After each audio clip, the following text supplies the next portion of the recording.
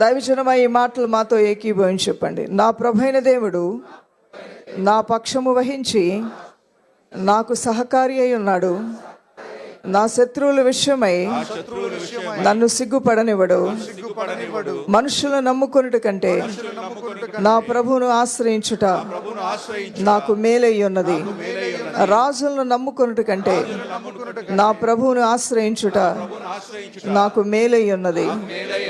నా దేవుడు నాకు బలమైన దుర్గముగా ఉన్నాడు. ఆయన నా విరోధ కార్యములను నిర్మూలము చేయవాడై ఉన్నాడు. కందిరీగల వలె నా మీద దాడి చేయుటకొచ్చిన సమస్త సమస్యలు, శోధనలు ఈ ఉపవాస ప్రార్థనలో నన్ను విడిచిపోవును గాక.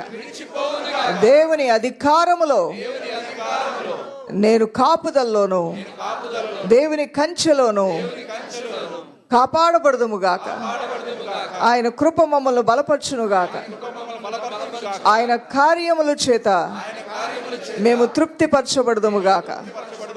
మా దేవుడు మహోన్నతుడై ఉన్నాడు, నమ్మదగిన వాడై ఉన్నాడు. నా బలమును నేను నమ్ముకొనట్లేదు, నా బుద్ధిని నేను నమ్ముకొనట్లేదు. నా సహాయకుడైన నా దేవుని యందు నేను నమ్మిక ఉంచి ఉన్నాను. ఆయన మహిమ ప్రత్యక్షతలతో నా కొమ్మును లేవనెత్తువాడై ఉన్నాడు. పరిశుద్ధ దేవుని నామమునకు ఘనత ప్రభావములు, మహిమ మహత్యములు ఆయన పరిశుద్ధ నామమునకే చెల్లును గాక. హల్లెలూయా.